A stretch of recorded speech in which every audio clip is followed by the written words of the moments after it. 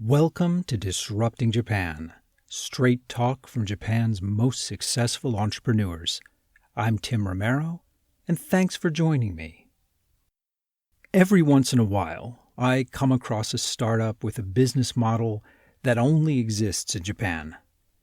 Now, usually, this is because the startup is responding to a market need or a consumer behavior that also only exists in Japan. Occasionally, however, only occasionally, I come across a unique startup with a genuinely good idea that has potential to make a global impact. And today, I'd like to introduce you to one of those companies. Tsubasa Koseki is the CEO and founder of Facy. And Facy has developed a fashion marketplace based on, believe it or not, text messaging. Consumers with questions about fashion can ask for advice, and fashion brands and stores respond to those questions. Yes, I know. Messaging is already widely used in the fashion e-commerce industry. But Facy has a wonderful and minimal approach to it that really deserves attention. Now, I grant you that the fashion industry as a whole is a bit outside of my core competence. And in truth, I have a fashion sense that is perfect for podcasting. But Facy's results really speak for themselves. And Tsubasa and his company have big plans for expansion as well. But you know, Tsubasa tells that story much better than I can. So let's hear from our sponsor and get right to the interview. Your journey to success in Japan will involve some twists and turns. In trying to navigate new terrain, planning the safest, most effective way through on your own can be overwhelming. The Carter Group have been using market intelligence and research to guide Japan entrants for decades. They've honed an agile, cost-effective, but consultative approach that will help you find the perfect product-market fit, explore user and consumer dynamics, and act as an honest broker to let you know the reputation and track record of potential partners here in Japan. And when you're ready to go, their executive search team can also help you hire the right people to drive your business forward. So if you haven't got Japan completely figured out yet, the Carter Group can help you out. Okay, so we're sitting here with Tsubasa Koseki, the CEO and founder of Facy. So thanks for sitting down with us today. Yes, thank you, Tim, too. I'm very happy to present our project. I'm a big fan of your podcast. Well, thanks. Let's get right into what Facy does. So you talk about O2O, meaning offline to online support services for fashion and apparel stores. So how does this work exactly? On our service, user can ask their fashion needs like Quora. Quora? Like the Q&A site? Yes. User can ask their own fashion needs. For example, I'm looking for a sports sneaker for office. Shop staff can reply to the post by uploading their item in their stores. User can ask additional questions. If it's okay, they can buy or reserve items.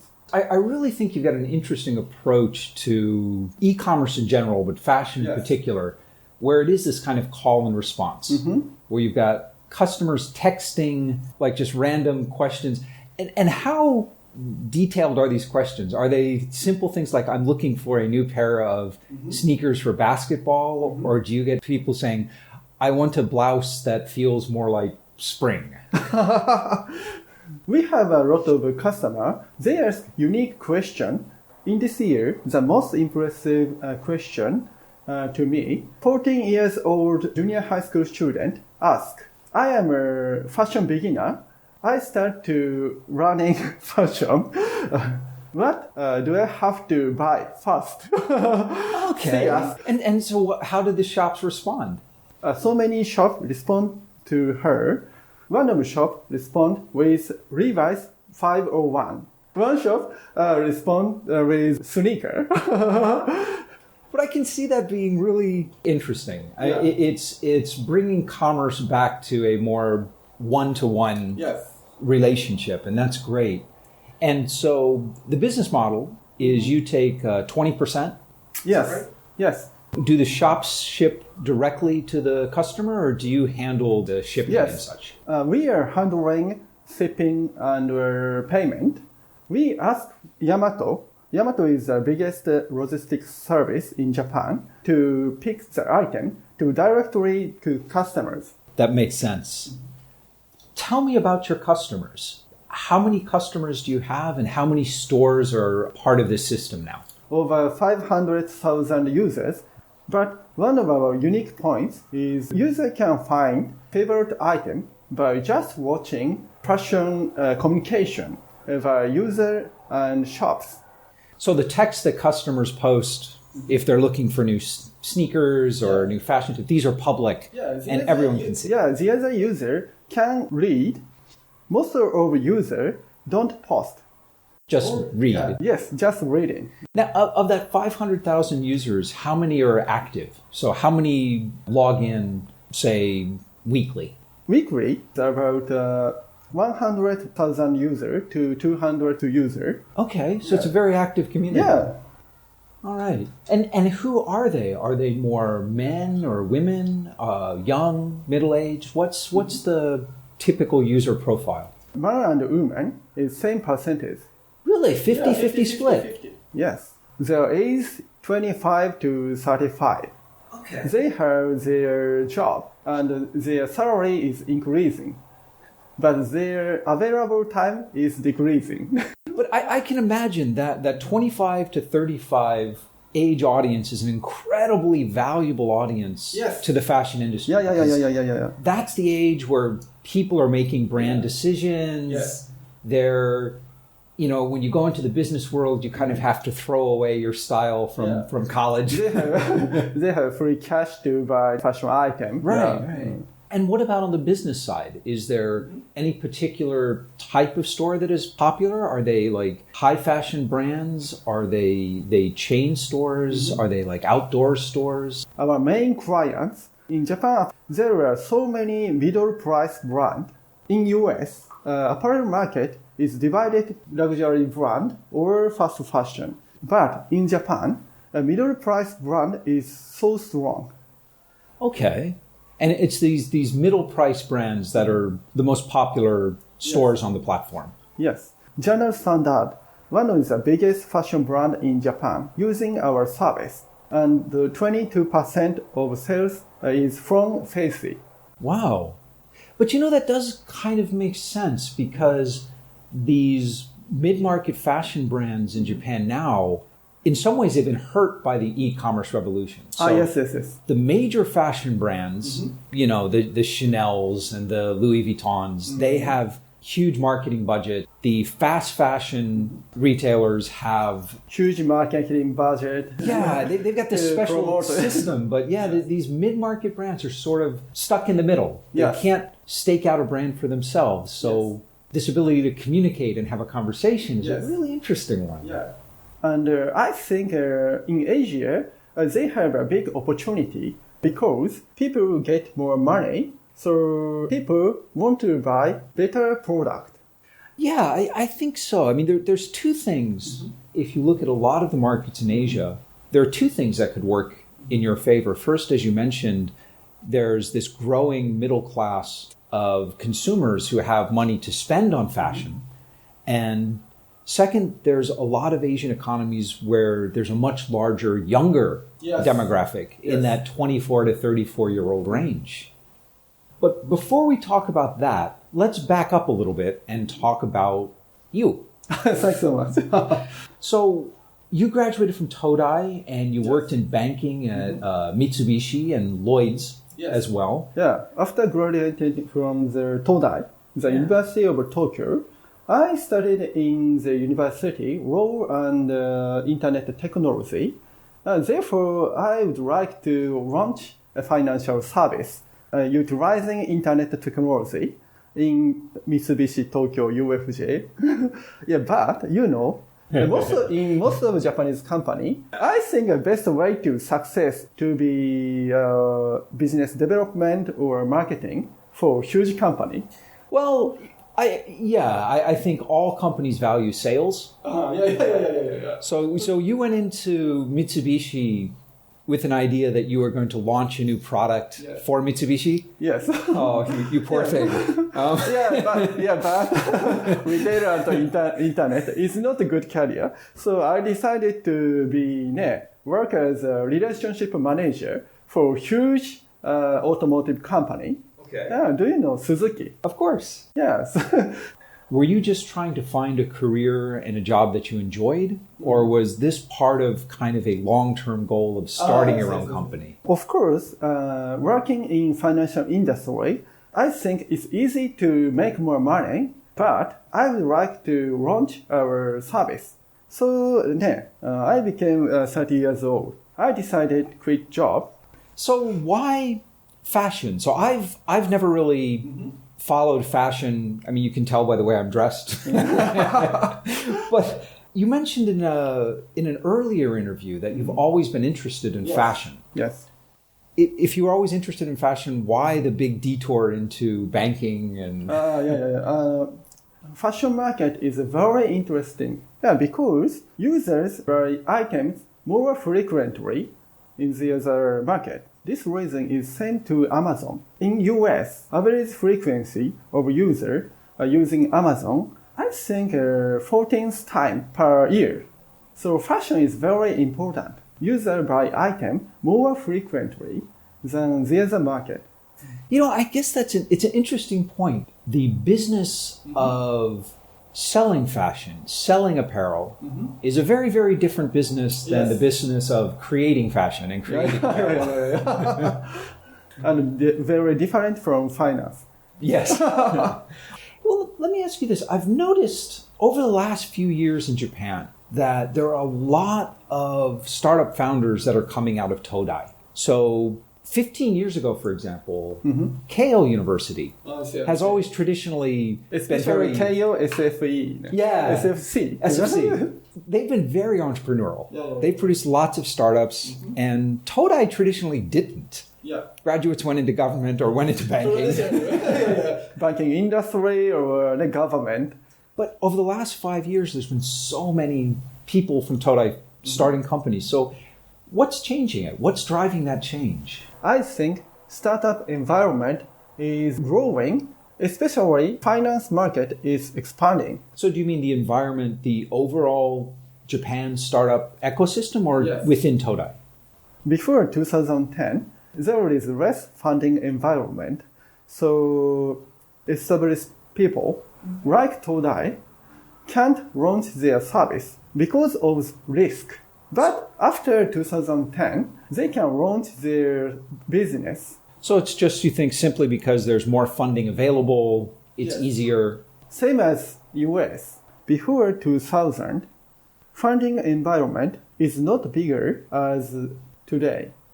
Yeah, I think that's true. During the dot-com bubble in Japan, there was a lot of financing available, but there's far, far more available now. Yes. I think in the last 5 years, there's been a greater social acceptance of starting a company. Yeah. And I think your typical Todai student and their parents are very concerned about that kind of social acceptance. Yeah.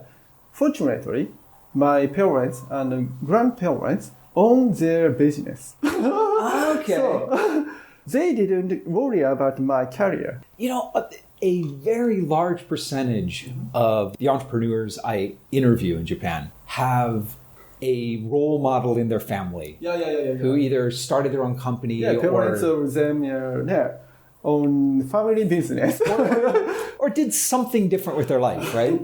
So I think those role models are so important. Getting back to Facy, let's go back to the early days, because I think the idea of this kind of text interaction between customers and shops is a great one. But how did you get your original group of customers and shops? Because you always have that kind of chicken and egg problem. First shop group, I did sales activity by myself. Okay. So the first thing you did is you got the retail shops on the platform. Yes. And then how did you get your customers? Was it content marketing or what was your strategy? Yeah, content marketing is very important for me because we are creating fashion article by our customers' communication between users and shops. I think this is an essential strength of fashion media. So a lot of fashion media, news portal, and fashion application want to publish our article, because our article are based on real fashion needs. It makes perfect sense because you've got real customers asking for advice, and you can see if it works or not right there. It's real. Yes. So we are providing our fashion article to them, and then providing us our customers. Good deal. That's a good deal. So when your customers came in, has it been a pretty steady increase from the time you launched to now? Or was there a certain campaign or a certain event which brought a lot of customers in at once? They are enjoying our campaign. For example, Christmas, summer sale, or spring sale. Okay. So there are seasonal campaigns that bring in more. That makes sense. The whole fashion industry revolves around that, doesn't it? Yes. How important is print media to fashion industry in Japan? Print media's existence is decreasing and decreasing. Yeah. Also in Japan, I think we can replace published media with our Facy because we are providing our fashion article to user. One of your major investors is Transcosmos. Yes. Right? So they've invested in a lot of e-commerce startups throughout Asia. Are they involved in day-to-day operations in terms of logistics or advice, or are they simply an investor? Transcosmos invested a lot of EC, especially in Asia, and they know conversational trend. In Asia, of course, countries is developing for now. I think there are better service created by smartphone and SNS.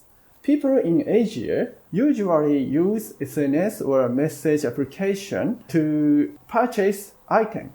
So you think it's more just you fit into their portfolio and their vision? Mm-hmm. Okay.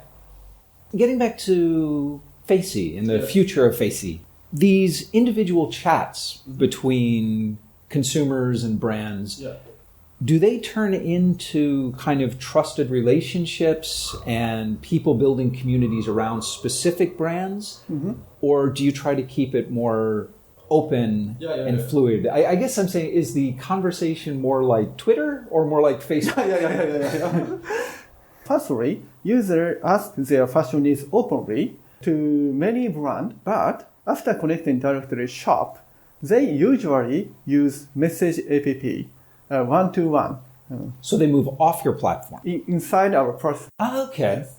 Okay, so you have the ability to maintain and manage those personal relationships within the platform. Yes. I guess that's really the ideal for both the brand and your platform. Yes. We have a plan to launch CRM platform to fashion brand because fashion brand have needs to manage customer relationship via our platform. Right. Like Salesforce. Well, I think it's a natural transition from brands that have tried to establish presence on, say, Facebook, for example. Yes. Where Facebook's business model is the brands have to pay more and more to reach the same audience. Yeah. So there's no guarantee that you can connect with your audience on Facebook. And that's not appealing to brands. So especially in Japan, people use Facebook by business. Yeah. That's true.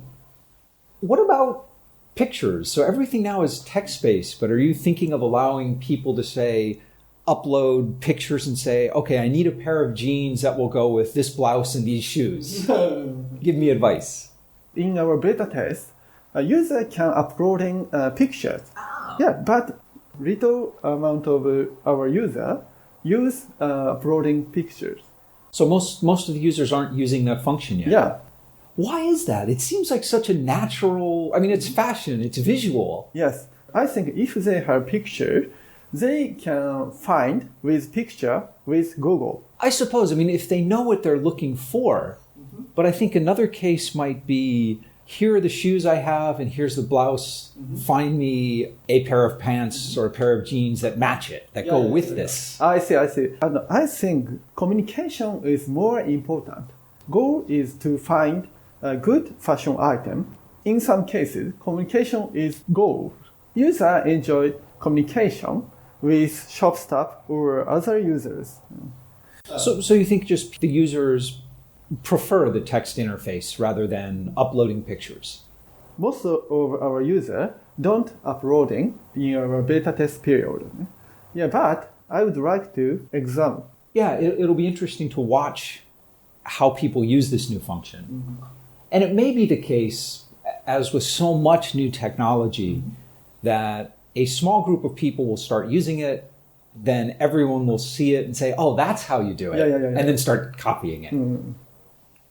When I look at this platform, today it's very manual. Shop owners or shop employees are reading the text and replying and answering. But obviously, in the very near future, this is going to transition into, like, if it's successful, this is going to transition into chatbots and AI. Yeah. Are you guys experimenting with that already, or is that something you're kind of putting off for the future?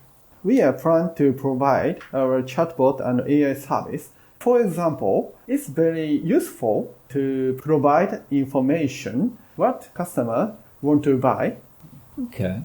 But it seems like once shops begin to use AI and chatbots, I think that's going to change the nature of the platform. And what I mean by that is right now, the small and mid-sized stores have an advantage. Yeah. Because they've got individual staff that can answer questions and are engaged. And But once it becomes a matter of AI and chatbots, the companies that have the most money to invest in the technologies will win.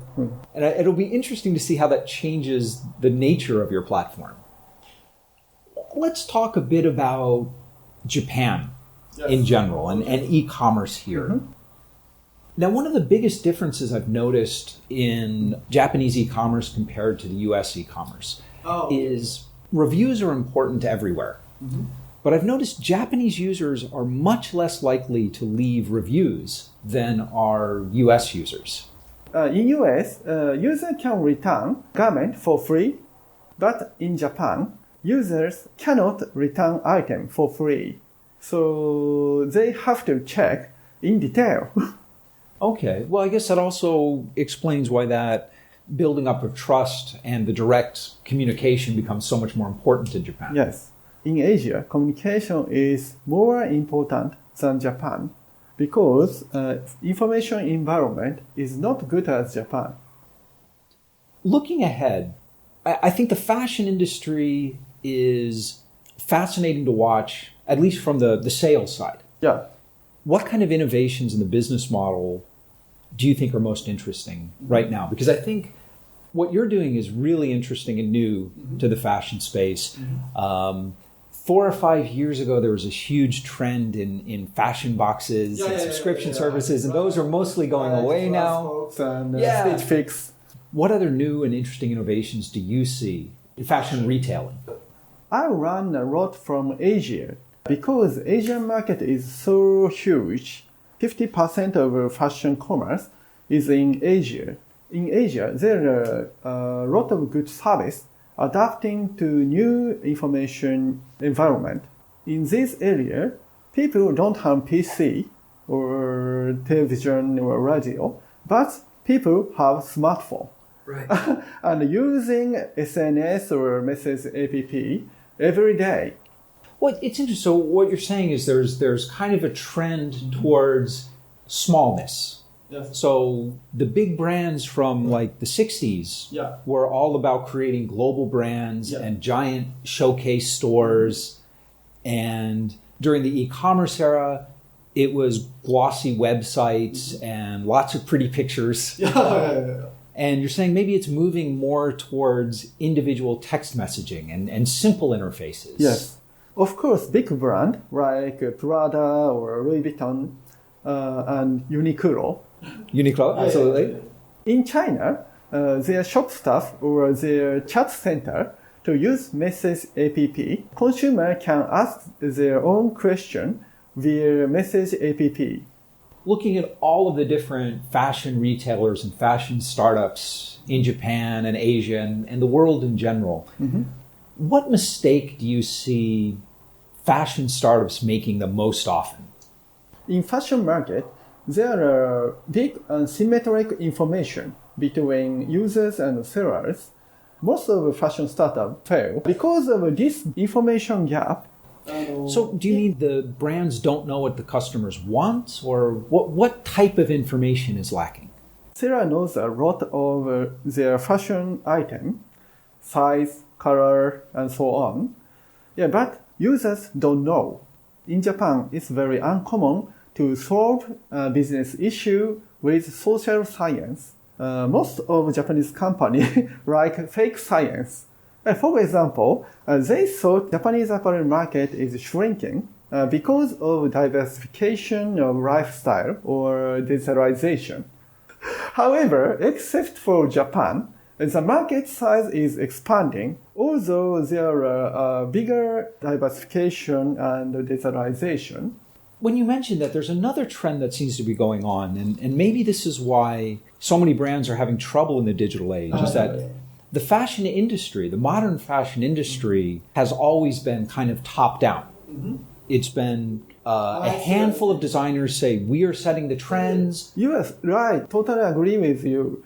I think traditional brand, their business designed top-down. Their business is not designed from fashion needs of users. Yeah, I think the market itself is changing. The brands, in a sense, in the global communication structure we had in the 60s up until 2000, it was a matter of setting trends and being leaders. But now it seems the brands almost have to be followers or at least advisors. Yeah. And that's a hard transition to make. I think so too. All right. Well, listen, before we wrap up, I want to ask you what I call my magic wand question. And that is, if I gave you a magic wand and I told you that you could change one thing about Japan, anything at all, the education system, the way people think about risk, the legal system, anything you wanted to make things better for startups in Japan, what would you change? In Japan, there is a huge money market, but amount of financial market to startup is limited, about 200 billion yen. Very, very smaller than in US and China. In US, 6,000 billion yen, and in China, 4,000 billion yen. So you would use the magic wand just to increase the capital available to startups? Yes. But even if we do this, so right now, the venture investment in the United States is about 75 times as large as Japan. But if we said we doubled the amount of capital available in Japan, is there enough quality startups to use that money here? I think it helped. Established people in Japan decided to take risk, decided to go startup in industry. Thanks to increasing startup environment, more people decided to join startup than before. But it's very smaller than US and China. Yeah. So do you think that money is needed in the early stage, the seed stage, where we just need to get more people out there starting companies? Or do you think that money would be better used in sort of Series B, Series C stage, where Japanese companies need to expand their sales and maybe go internationally? Where's the biggest need now for that money? I think around IPO, most of the startups in Japan decided to IPO to... Japanese companies do IPO way too early, I think. Yeah, size of startups is about around C or D compared with US startup. Yeah. A Japanese IPO is an American Series B or Series C. It's not good for startups. They have a big plan to expand their service to world, especially to Asia. But this financial environment is not good for their plan. Yeah, I agree. I mean, it's much easier to take big risks and make big bets as a private startup company than as a public company. Yeah, some venture capital top their portfolio to expanding their business to Asia. Yeah, because they make their portfolio to do IPO. Yeah, that actually... Before going to Asia. That is a really interesting point. And I do think that a lot of Japanese investors, particularly the traditional ones, their exit is IPO, and their goal is to get the company to IPO as quickly as possible, sell their shares, and then, growth comes after IPO, which is just kind of an odd... Yeah. My friend working for a startup quit their dream to expand their business to Asia or world. So because of this problem. Oh, man. Yeah, financial environment is a big problem to startups in Japan. So recently there's been a lot of foreign money coming into Japan. Yeah. Both as foreign funds and foreign capital investing in Japanese funds. Is that changing things at all? I think so too. But in Japan, a CEO of a startup can't speak in English. It's okay. But... So it makes it harder to raise that kind of money from foreign investors. Yeah. That makes sense because investment, there's a lot of math behind it, but a lot of it is personal. It's a lot of trust between the founder and the investor. Yeah. I think capital from abroad investing more money to Japan, I think established people comes to a startup market who can speak English. Yeah. Well, I think it's definitely a force for good. It's changing things for the better. Yes. Okay. Well, listen, I want to thank you so much for sitting down with me today. I really appreciate it. Thank you so much. And we're back. The fashion markets in Asia are different from those in the West. It's possible that the reason we have not seen startups similar to Facy coming out of Europe or the US is the lack of the mid-market fashion retailers. Nearly every segment of those fashion markets are dominated by large major brands, and large companies are unlikely to experiment with unproven, labor-intensive sales methods. Mid-sized companies and mid-market brands, however, are more likely to be feeling the squeeze between the large high-fashion brands, the large fast-fashion brands, and the large discount brands. They are the ones that are most likely and most desperate to take the financial and brand risk of letting their staff talk to customers in a new, public, and open forum. Of course, as chatbots and AI improve, the advantage will once again return to the large companies. But scrappy mid-size fashion brands, and even tiny niche brands, should have a few years to really develop and thrive on this kind of platform. The other thing that Tsubasa pointed out is something that bears repeating, because it's something that is really holding Japanese startups back. And that's the undue focus so many Japanese startups, and more importantly, their investors, tend to put on the IPO. Now, neither Tsubasa and I wanted to name names, but we both know a number of founders who were growing fast and could have easily raised another round of private funding to accelerate that growth. But because of pressure from early investors, were all but forced to do an IPO. So why would this be bad for a startup? Well, IPOs are hard. They consume a lot of the company's time and financial resources, and they require a great deal of preparation, formal procedures, and they always place an emphasis on safe, steady revenues. Everything about the IPO process slows down a startup, and being a public company after the IPO usually greatly limits the flexibility and risk-taking of that company. Japanese investors need to be more flexible with their portfolio companies.